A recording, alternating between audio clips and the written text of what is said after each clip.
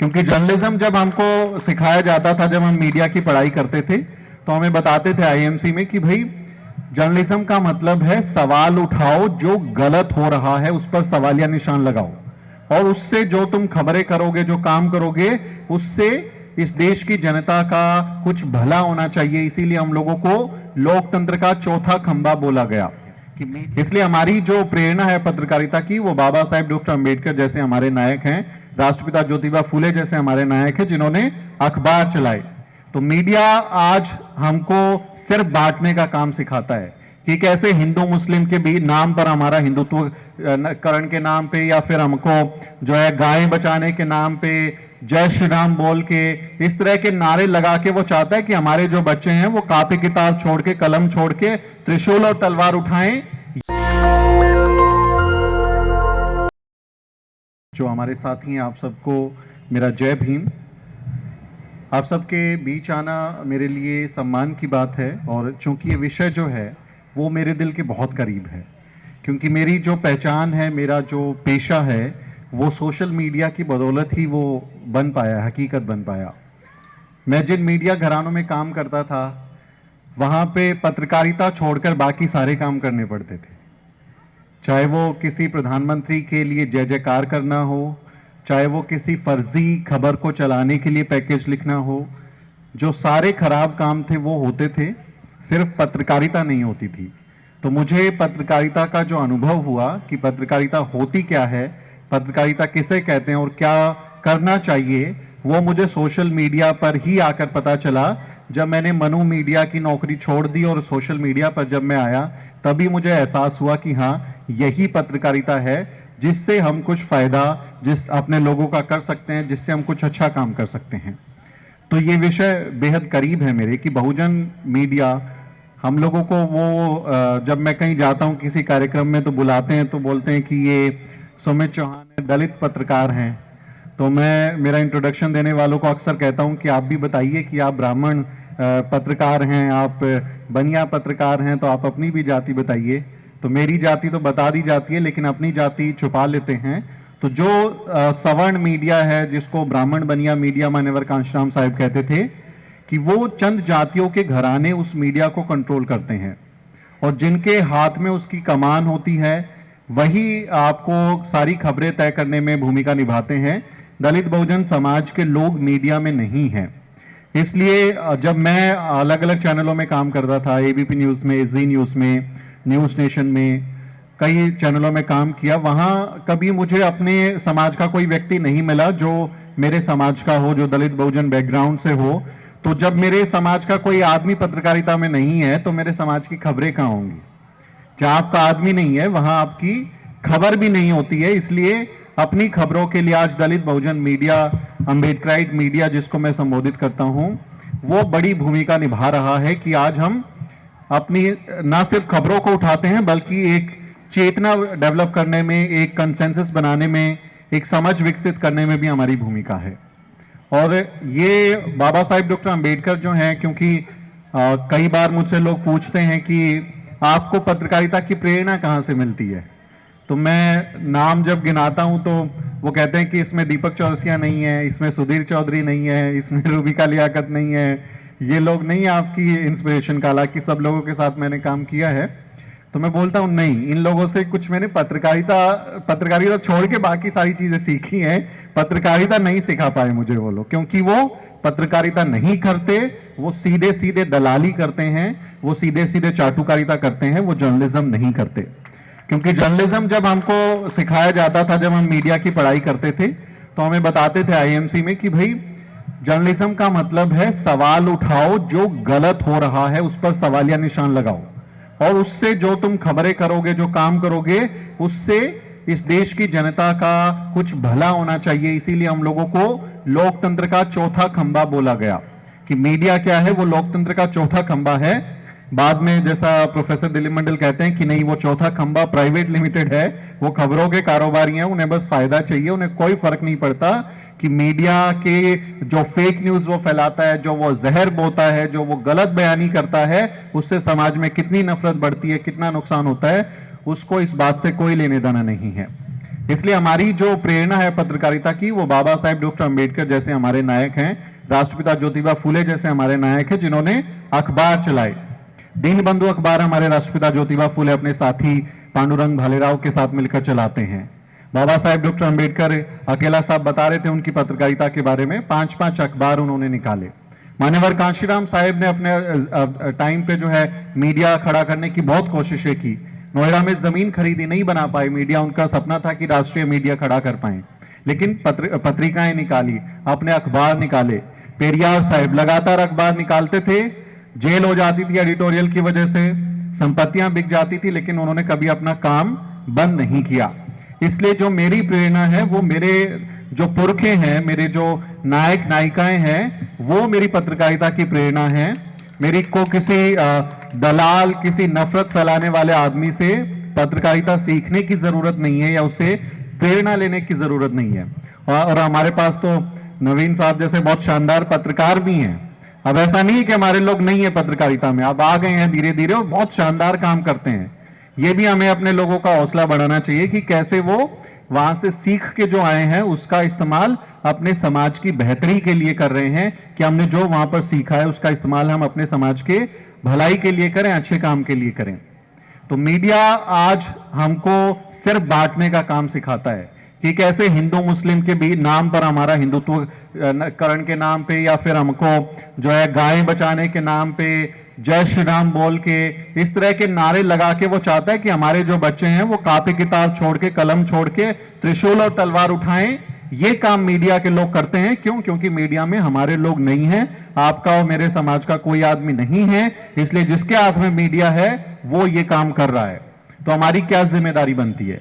हमारी जिम्मेदारी बनती है कि सबसे पहले तो उनके धंधे पे चोट करो, जो उनका काम है, बिजनेस है, जिससे वो पैसा कमाते हैं, वो उस पर आप चोट करो। आपको, मैं हमेशा इस बात को देखता हूं कि खबरों के लिए अभी कि सिर्फ कोई सूचनाएं मुझ तक मिले उसके लिए मुझे मीडिया पर निर्भर रहने की जरूरत नहीं है। मैं जैसे ही ट्विटर देखता हूं, फेसबुक देखता हूं, इंस्टाग्राम देखता हूं, मुझे सारी दिन भर की खबरें पता चल जाती हैं कि देश दुनिया में क्या हो रहा है, जो मीडिया भी नहीं बताता वो भी पता चल जाता है। तो हम उनके अखबार क्यों खरीदें, अपना पैसा देके अपना नुकसान क्यों कराएं? हम उनके सब्सक्रिप्शन क्यों लें, पैसा देके हमारे जो है खिलाफ खबरें हम क्यों देखें? तो अपना ही पैसा देके, अपनी जेब से पैसा देके अपने खिलाफ खबरें परोसने को, बढ़ावा देने को भी बंद करना चाहिए। हमें मनु मीडिया का बहिष्कार करना चाहिए कि हम ना उनको देखेंगे ना उन पर निर्भर रहेंगे।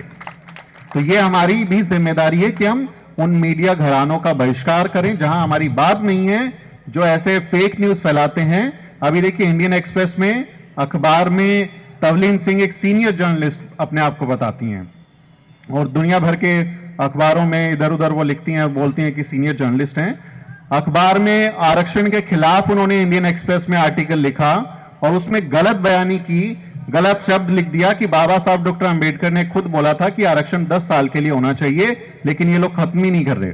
जबकि बाबा साहब डॉक्टर अंबेडकर ने संविधान सभा में कहीं पे ये नहीं बोला कि ये 10 साल के लिए हो। बाबा साहब ने बोला कि मेरा बस चले तो मैं और ज्यादा सालों के लिए दूं। ये तो आपकी जो है वो दिल बहुत छोटा है कि आप सिर्फ 10 साल के लिए राजनीतिक आरक्षण दे रहे हैं। इनको बहुत लंबे समय तक मिलना चाहिए, क्योंकि ये काफी नहीं है।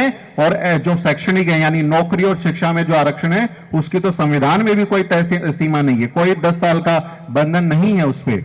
लेकिन इतनी बड़ी सीनियर जर्नलिस्ट जो ये कहते हैं, अब जैसे हम लोग मीडिया में काम करते हैं तो कई बार कोई स्पेलिंग मिस्टेक कर दें, किसी शब्द में गलती हो जाए, टीवी में तो टिकर चलता है, ब्रेकिंग न्यूज चलती है, टॉप और लोअर बैंड चलते हैं, तो कहीं गलती हो जाए तो बोलते हैं ये आरक्षण वाले हैं, ये कोटे वाले हैं, इनका तो कोटे की वजह से जो है एडमिशन हो गया होगा आईएमसी में, ये तो इनमें मेरिट ही नहीं होती, ये तो डिजर्व नहीं करते, इनमें तो कोई टैलेंट नहीं होता। तो हम लोग पूछ रहे थे तवलीन सिंह से कि ये आपकी मेरिट जो आप फेक न्यूज फैला रहे हैं। हम इंडियन एक्सप्रेस के संपादकों से पूछ रहे थे कि ये है वो सवर्ण मेरिट जिसका ताना हम लोगों को दिया जाता है कि आप एक फेक न्यूज का बिना फैक्ट चेक किए, बिना उसके तथ्यों की पड़ताल किए आप छाप देते हो अपने अखबार में, और आप गलत फेक न्यूज फैलाने का अपराध करते हो, गलत नैरेटिव सेट करते हो, दलित बहुजन समाज के खिलाफ एजेंडा चलाते हो। क्या ये मेरिट है जिसका ताना हम लोगों को दिया जाता था?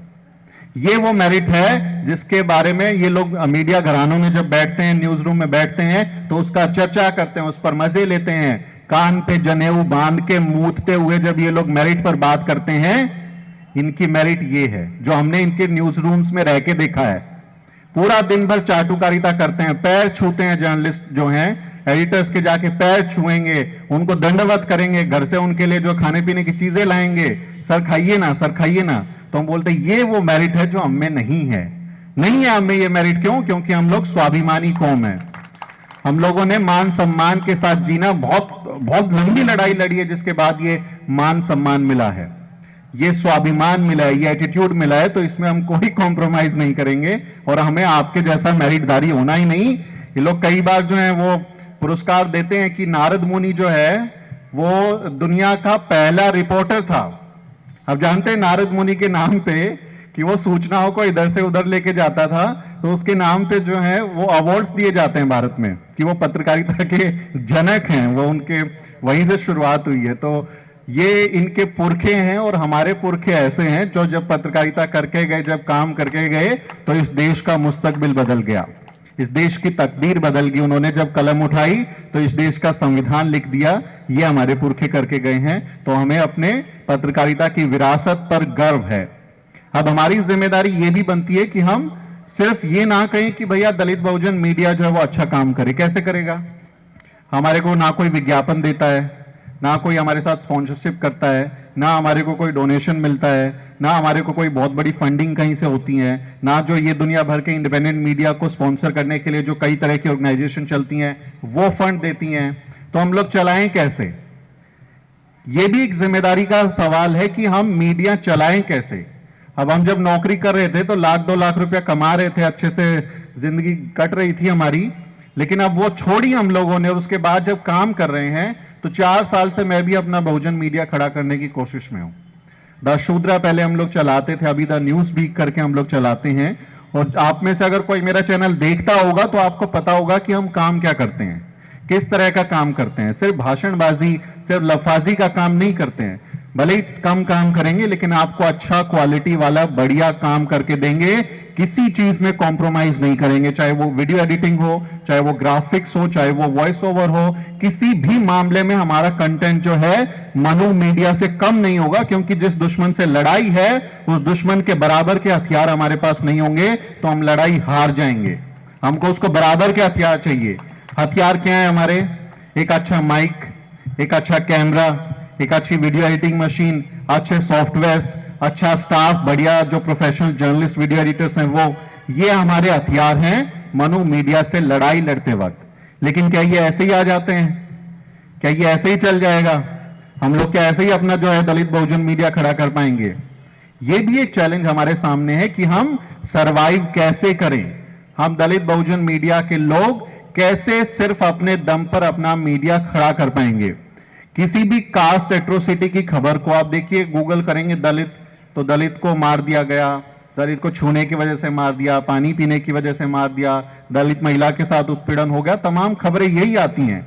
अब दलित मीडिया के तौर पे जो हम लेबल्ड मीडिया, जब बता दिया गया कि हम लोग दलित मीडिया हैं, तो जब हम खबरें करते हैं तो हमारी यही खबरें हैं, ऐसी ही खबरें हमारे सामने आती हैं।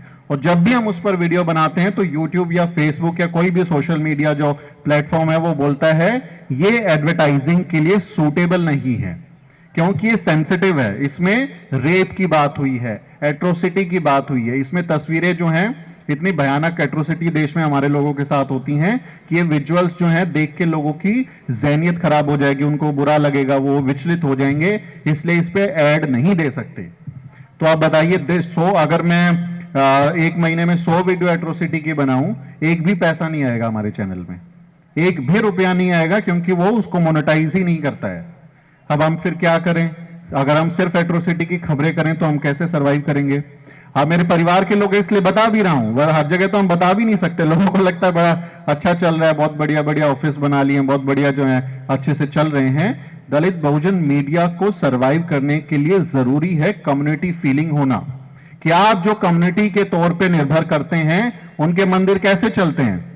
आप लोग, हमारे लोग, उनके लोग जा जाके दक्षिणा चढ़ाते हैं, उनके जागरण भंडारे कैसे चलते हैं, वो लोग आके पर्चियां काटते हैं और हमारे लोग, उनके लोग मिलके पर्चियां कटवाते हैं, जाके वहां पर डोनेशंस देते हैं, सामान पहुंचाते हैं, तब जाके उनका वो जो धार्मिक कर्मकांड का धंधा है वो फल फूल रहा है, वो बढ़ रहा है, इतने बड़े बड़े मंदिर और मठ बन गए हैं, तो अपना बहुजन मीडिया हम ऐसे ही खड़ा नहीं कर सकते। अंग्रेजी में कहावत है, money turns your ideas into reality. जो पैसा है वो आपके सपनों को हकीकत में तब्दील करता है। तो आपको दलित बहुजन मीडिया को सपोर्ट भी करना पड़ेगा। ये जिम्मेदारी के साथ मैं आपको कह के जा रहा हूं कि आपको सपोर्ट भी करना पड़ेगा। खाली बौद्धिक जुगाली से हम लोग काम नहीं कर सकते। अगर मुझे कोई वीडियो बनाना है तो मुझे शूट करने के लिए कैमरा चाहिए। अगर मुझे उसको एडिट करना है तो मुझे एक बढ़िया एप्पल की 2.5-3 लाख रुपए की वीडियो एडिटिंग मशीन चाहिए। मुझे 20,000 50,000 का कोई वीडियो एडिटिंग सॉफ्टवेयर चाहिए जो उसको अच्छे से एडिट करके देगा। तो प्रोफेशनली ऐसे ही हथियारों से हम लोग काम करते हैं।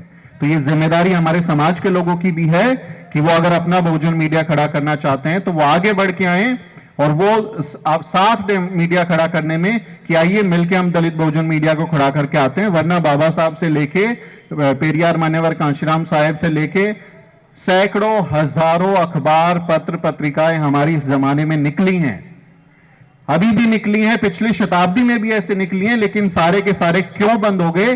ये सवाल भी खड़ा होता है कि जो बाबा साहब डॉक्टर अंबेडकर 5-5 अखबार चला रहे थे, हम उसको जिंदा क्यों नहीं रख पाए? हम क्यों नहीं चला पाए? क्यों उनकी प्रेस की हालत, आप जाइए बॉम्बे में गया उनके घर में, वो प्रेस जहां पर मूक नायक की वो प्रिंटिंग हुई थी, वो आप मशीनें देखेंगे।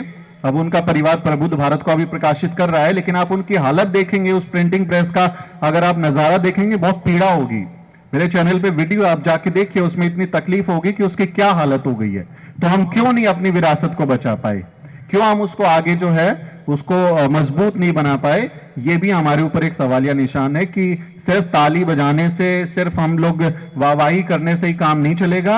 अगर आप चाहते हैं वाकई में दलित बहुजन मीडिया को कि वो राष्ट्र निर्माण में अपनी और ज्यादा भूमिका निभाए, तो अच्छे मीडिया जो लोग आपके हैं, अच्छे प्रोफेशनल हैं, उनकी पहचान करिए, उनको समर्थन दीजिए।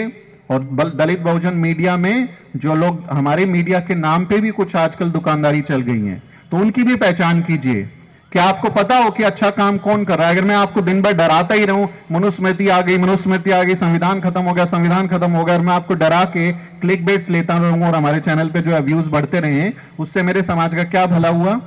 उसने अपना पैसा खर्च किया, उसका डेटा खर्च हुआ, उसने रिचार्ज कराया होगा ना, उसका समय खराब हुआ, तो आपने उसको डरा के उससे उगाही कर ली, लेकिन उसको हासिल कुछ नहीं हुआ।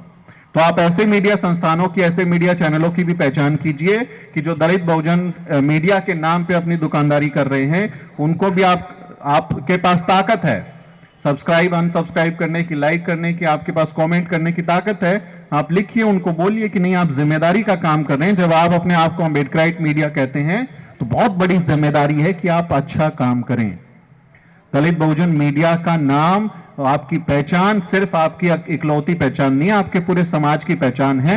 जरा सी भी आप गलत बयानी कर दीजिए, फैक्ट गलत दे दीजिए, तुरंत बोल दिया जाएगा कि दलित बहुजन मीडिया के लोगों में टैलेंट नहीं है, कोटे वाले हैं, इनको आता नहीं है, इनसे कुछ होता नहीं है। ये सारे के सारे लेबल हमारे ऊपर आते हैं और हमारे पुरखों का नाम खराब होता है कि अम्बेडकरवादी मीडिया इस तरह का काम कर रहा है। इसलिए बहुजन मीडिया की भी जिम्मेदारी है कि वो अपने आप को अच्छा काम करने के लिए प्रेरित करे, और आप क्योंकि दर्शक हैं तो आपके पास भी ताकत है कि आप उन्हें इसके लिए समझाएं कि नहीं, आपको अच्छा काम करना है, तभी हम आपका साथ देंगे। इसलिए मैं आपसे अपील करता हूं कि जो दलित बहुजन मीडिया है उसका हौसला बढ़ाएं, उसको आगे लेके जाएं, क्योंकि बहुत जरूरी है कि हमारा अपना मीडिया हो। बाबा साहेब डॉक्टर अंबेडकर ने बहुत कोशिशें की और अपने समय में उन्होंने बहुत शानदार काम भी करके दिखाया। अब ये हमारी जिम्मेदारी है कि हम लोग कैसे काम को आगे बढ़ाएंगे, हम इस कारवां को कैसे आगे ले जा सकते हैं, या यहीं पर छोड़ देंगे, पीछे तो कम से कम नहीं जाने दें।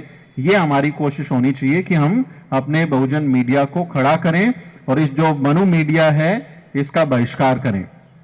अभी हमारे साथी जो है वो कह रहे थे कि हम लोग प्रोफेशनल जो लोग हैं, जो अच्छे से पत्रकारिता पढ़ के आए हैं या कहीं काम करके आए हैं, वो लोगों के लिए ट्रेनिंग कैंप्स और बाकी वर्कशॉप्स को जो है आयोजित करें। तो मुझे आपको बताते हुए खुशी है कि हम ऑल इंडिया बहुजन यूट्यूबर्स मीट करके कार्यक्रम हर साल करते हैं। पिछले 4 साल से वो चल रहा है, इस बार भी चौथा उसका हम लोगों ने कार्यक्रम किया दिल्ली में, और 2 दिन का वो कार्यक्रम होता है जिसमें हम लोग बहुत दिग्गज एक्सपर्ट्स को बुलाते हैं। इस बार नवीन सर जो हैं वो, इनके स्क्रिप्टिंग के हमको जो है उदाहरण दिए जाते थे क्लास में कि स्क्रिप्ट लिखना है तो नवीन कुमार का देखो कार्यक्रम, वो कैसे स्क्रिप्ट लिखते हैं। तो इन्होंने स्क्रिप्टिंग के ऊपर हम लोगों को वहां पे क्लास दिया। 150 के करीब हमारे बहुजन यूट्यूबर देश भर से आए और उनको हमने ट्रेनिंग दिया। तो हर साल हम कोशिश कर रहे हैं, छोटे ही स्तर पे सही, लेकिन कुछ ऐसा ही काम करने की कोशिश कर रहे हैं कि वो अगर अपना मीडिया हमको नहीं देंगे, अगर हमारे लोगों को वहां एंट्री नहीं देंगे, तो हम अपने मीडिया वाले, अपने पत्रकार खुद बनाएंगे। इसलिए मैं इस बात को लेके चलता हूं कि मैं अगर ये कार्यक्रम को जारी रखूंगा, हर साल भी अगर 100-150 पत्रकारों को ट्रेनिंग दूंगा और मेरे पास साधन होंगे तो और ज्यादा लोगों को इतने बड़े हॉल में इस तरह से कार्यक्रम करके दूं, तो हम 1000 कम से कम अपने रिपोर्टर पत्रकार तैयार करेंगे जो इस समाज में आवाज उठाएंगे और हमारे समाज के लिए मजबूती का काम करेंगे। हमें उन पर निर्भर नहीं रहना, हमें अपने मीडिया को खड़ा करना है। इसलिए आपका सहयोग भी चाहिए, आपका समर्थन भी चाहिए। और मैं इस बात को लेकर आश्वस्त हूं कि मैं अभी बहुत जिंदा रहूंगा, काफी साल जीऊंगा। तो मैं अपने आप से ही मैंने इस बात का संकल्प भी किया है कि मैं अपने जीते जी इस देश में राष्ट्रीय बहुजन मीडिया खड़ा करके रहूंगा। ये मेरा निश्चय है। जितनी मेरी कोशिश होगी, मैं लगा हुआ हूं, अपना राष्ट्रीय बहुजन मीडिया में खड़ा करके जरूर रहूंगा। बहुत बहुत शुक्रिया साथियों, आपने मुझे समय दिया। बाबा साहब डॉक्टर अंबेडकर का एक कोट है जिसका मैं जिक्र करना चाह रहा था और वो यहाँ पे भी लिखा हुआ है। 18 जनवरी 1943 को बाबा साहब डॉक्टर अंबेडकर पुणे में एक व्याख्यान देते हैं। महादेव गोविंद रानाडे की 101वीं जयंती होती है। तो बाबा साहब डॉक्टर अंबेडकर मीडिया के बारे में वहां पर बात बोलते हैं और क्या बताते हैं कि कैसे वो जो मीडिया है उस समय का, उसको वो कांग्रेसी मीडिया कहते थे, क्योंकि इस समय कांग्रेस ही सबसे ज्यादा प्रभावशाली पार्टी थी, अभी दूसरी पार्टी हो गई है। तो वो बाबा साहब डॉक्टर अंबेडकर नाम लेके बोलते हैं। क्या बोलते हैं बाबा साहब? वो कहते हैं, मेरी निंदा कांग्रेसी समाचार पत्रों द्वारा की जाती है। मैं कांग्रेसी समाचार पत्रों को भली भांति जानता हूं। मैं उनकी आलोचना को कोई महत्व नहीं देता। उन्होंने कभी मेरे तर्कों का खंडन नहीं किया। वे तो मेरे हर कार्य की आलोचना, भर्त्सना व निंदा करना जानते हैं। वे मेरी हर बात की गलत सूचना देते हैं, यानी मैं कहता कुछ और बताते कुछ हैं, उसे गलत तरीके से पेश करते हैं, उनका गलत मतलब निकालते हैं। मेरे किसी भी कार्य से कांग्रेसी जो पत्र हैं वो खुश नहीं होते। यदि मैं ये कहूं कि मेरे प्रति जो कांग्रेस के समाचार पत्रों की नफरत है वो अछूतों के प्रति हिंदुओं के घृणा भाव, नफरत की अभिव्यक्ति है, तो ये गलत नहीं होगा। तो बाबा साहब डॉक्टर अंबेडकर उस समय बता रहे हैं हम लोगों को कि ये मीडिया क्या है। और आज हम फिर से वही बात बता रहे हैं कि भारत का मीडिया एकदम जातिवादी है, नफरती है और वो भ्रष्टाचारी है, देशद्रोही है, देश को तोड़ने का काम कर रहा है। वो लोग राष्ट्रवाद के सर्टिफिकेट बांटते हैं, तो मैं उनको कहता हूं कि वो खुद राष्ट्रद्रोही हैं, देशद्रोही हैं, जो देश को तोड़ने का काम कर रहे हैं। हमारा जो दलित बहुजन मीडिया है वो देश को बनाने की बात करता है, राष्ट्र निर्माण की बात करता है। तो दलित बहुजन मीडिया सिर्फ इसलिए जरूरी नहीं है कि ये सिर्फ SC ST OBC माइनॉरिटीज की बात करेगा, अपने दलित बहुजन समाज की बात करेगा।